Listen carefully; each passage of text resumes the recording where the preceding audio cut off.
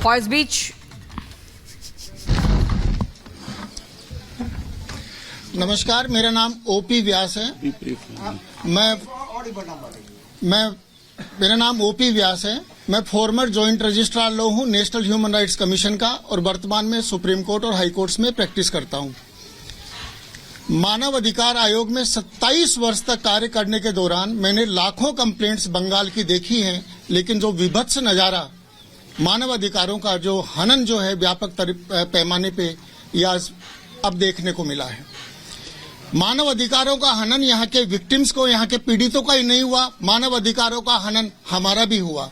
जिस देश में रूल ऑफ लॉ चलता है, जिस सिविल सोसाइटी के अंदर हम रहते हैं, बिना किसी कानून की धज्जियां उड़ा करके हम लोगों को रोका गया आने के लिए। अनलॉफुली हमको अरेस्ट किया गया, इल्लीगल हमारी अरेस्ट हुई है।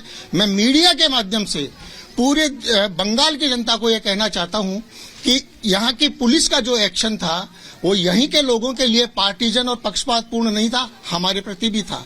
हम समाज में जो अपना स्थान रखते हैं, क्या हम शांति भंग करेंगे? हम यहाँ पीड़ितों से मिलने के लिए आ रहे थे, तो इस तरीके का जो है ये सभ्य समाज के अंदर अलाउड नहीं है किसी भी तरीके से। यहाँ पे आप देखेंगे रात को महिलाओं को पकड़ करके ले जाना। मुझे लोगों ने बताया कि जबरन मजदूरी करवाना, और यदि मजदूरी करने से यदि कोई मना करता है तो कंगारू कोर्ट लगा करके और पिटाई करना, उनके साथ में बर्बरता करना। कोई अपना ठेला भी लगाना चाहता है, कोई लकड़ी का यदि अपना छोटा सा दुकान भी करना चाहता है, 25,000 30,000 की टोलाबाजी जो है पार्टी फंड में जब तक नहीं देंगे वो अपनी रोजी रोटी नहीं कमा सकता। जमीनों के टुकड़े टुकड़े करके इन लोगों ने बेच दिया। जिस तरीके से वो अरेस्ट हुआ, ऐसे लगा जैसे मुगल साम्राज्य के अंदर जैसे वो एक तो शाहजहां होते थे बादशाह, और एक पता नहीं कितने शाहजहां होंगे इस बंगाल के अंदर इस तरीके का। अभी तो ये सामने आया है, और ऐसे सवारी निकल रही थी उस शाहजहां की कि जैसे वो पुलिस को डेलीगेशन को लीड कर रहे हो।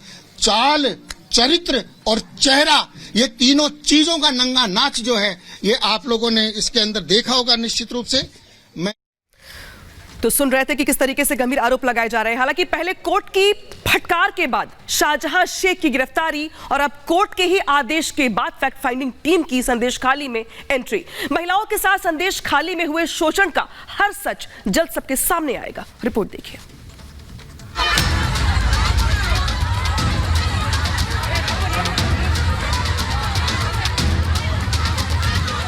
जो आरोप लगे हैं ह्यूमन राइट्स वायलेशन के, वो बहुत गंभीर आरोप हैं।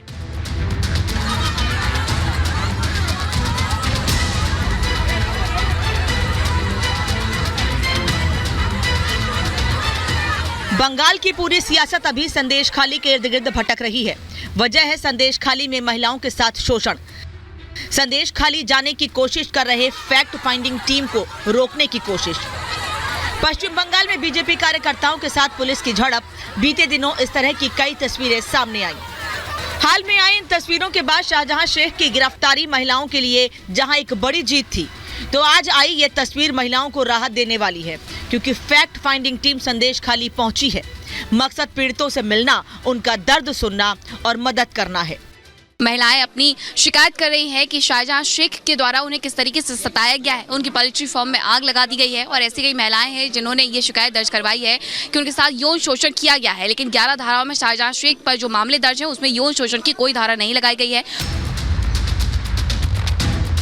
पहले 55 दिन से फरार संदेश खाली का शैतान शाहजहां शेख शिकंजे में आया तो 10 दिनों की पुलिस रिमांड पर है। अब कोर्ट के आदेश पर फैक्ट फाइंडिंग टीम संदेश खाली पहुंची है। संदेश खाली में महिलाओं के साथ बहुत ही गलत हो रहा है, उनके साथ रेप हो रहा है, उनको घर से बुला के पार्टी ऑफिस में ले जाया जा रहा है। पूरा देश सुन रहा है, पूरा देश देख रहा है, इसमें कुछ नया नहीं है कि वो बिल्कुल दिल दहला देने वाली घटना थी। सुन के रोंगटे खड़े हो जाते हैं कि कैसे उनको राजनीतिक शरण मिल रही थी, कैसे उनको पुलिस भी साथ दे रही थी। उसकी कोई और व्यवस्था थी, उसमें हमको जाना नहीं हो पाया, तो हम इसमें जा रहे हैं। कोऑपरेशन क्या, हम इंडिपेंडेंट कमेटी है, हम इंडिपेंडेंटली जाएंगे। कोऑपरेशन क्या है, हमको छोड़ना था छोड़ दिया उन्होंने, उससे ज्यादा क्या कोऑपरेट करेंगे। ममता सरकार का दुलारा शाहजहां शेख वही शख्स है जिस पर संदेश खाली की महिलाओं ने यौन शोषण का आरोप लगाया था, जिसने संदेश खाली में ड्यूटी पर सरकारी अधिकारियों पर जानलेवा हमला करवाया था। कई अधिकारियों के सिर उड़वा दिए थे। गिरफ्तारी के बाद शाहजहां शेख ने ईडी पर हमला करवाने की बात भी कबूली। कोलकाता हाईकोर्ट की फटकार के 7 दिन के अंदर ही शाहजहां शेख को बंगाल पुलिस ने गिरफ्तार किया। अब फैक्ट फाइंडिंग टीम के संदेश खाली पहुंचने के बाद महिलाओं की उम्मीद जगी है कि क्या उन्हें न्याय मिलेगा। Bureau report, Republic Bharat.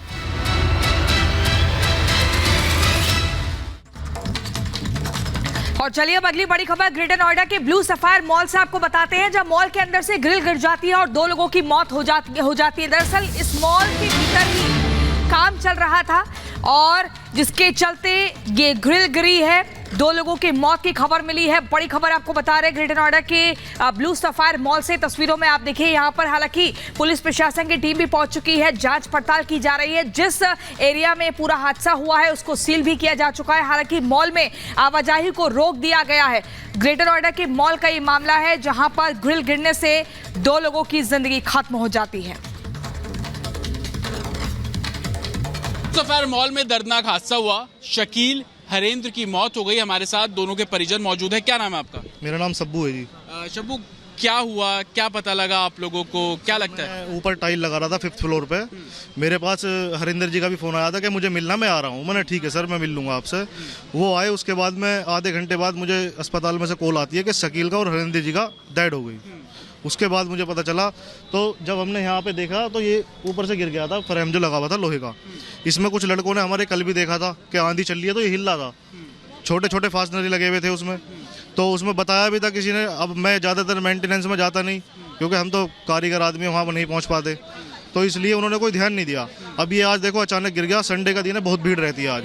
वो तो अच्छा हुआ, खुदा का शुक्र है ऊपर वाले का, यहाँ पे ज़्यादा भीड़ नहीं थी। जब ये हादसा हुआ तो आप ऊपर ही काम कर रहे थे? मैं ऊपर ही था जी, 5th फ्लोर पे, उधर तथासू के ऊपर। अच्छा, आप बता रहे हैं कि जो लिफ्ट की एक तरीके से बाउंड्री है ऊपर ग्रिल में, एमएस की हुई भी बाउंड्री है वो। हाँ, तो इसको लेकर पहले भी आप लोगों ने प्रशासन को, मॉल एडमिनिस्ट्रेशन को बताया था? हाँ, कल बताया था सर। कल जैसे आंधी चल रही थी ना, उसमें पता चल रहा था उसका।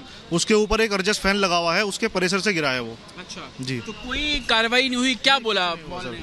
कुछ नहीं हुआ सर, वो लड़कों ने बोल दिया था उनसे, मैं तो गया भी नहीं वहाँ पे। अब उन्होंने कुछ बोला ही नहीं, अगर वो करते तो हो जाता सर अब तक। हरेंद्र और शकील क्या इसी मॉल में काम करते हैं मेंटेनेंस? नहीं, मेंटेनेंस के तौर पे नहीं करते सर, प्राइवेट काम है उनका। अच्छा जी सर। क्या कौन कौन है इनकी फैमिली में? इनकी फैमिली में सर छोटे छोटे बच्चे हैं, बीवी हैं, भाई हैं, बहन है। दोनों की 30 से 35 साल की उम्र है दोनों की। अच्छा, इस हादसे के बाद मॉल प्रशासन कुछ बात कर रहा है आप लोगों से? किसी ने कर रहा सर, भाग गए सब भाग गए, ओबीसी छोड़ के भाग गए सब। आपको क्या लगता है कि लापरवाही है? लापरवाही पूरी है सर, बिना लापरवाही के होता ही नहीं। अब क्या मांग कर रहे हैं आप? मांग तो सर कुछ नहीं है, बस मांग ये छोटी सी है। बच्चे हैं उसके छोटे छोटे, वो भी मजदूर आदमी है, उसके लिए कुछ हो जाए, बस ये मांग है। तो जिस समय ये हादसा हुआ उस समय ये ऊपर ही 5वीं मंजिल पे टाइल का काम कर रहे थे, और जिस तरीके से इनका ये कहना है कि पहले मॉल एडमिनिस्ट्रेशन को इस बारे में जानकारी दी गई थी कि सेफ्टी जो ग्रिल है वो ढीली हो चुकी है और किसी भी समय गिर सकती है, लेकिन मॉल एडमिनिस्ट्रेशन ने इस पर कार्रवाई नहीं की। उसका नतीजा ये हुआ कि आज रविवार का दिन इतना बड़ा हादसा हो जाता है। शकील और हरेंद्र की उसी ग्रिल के गिरने से मौत हो गई।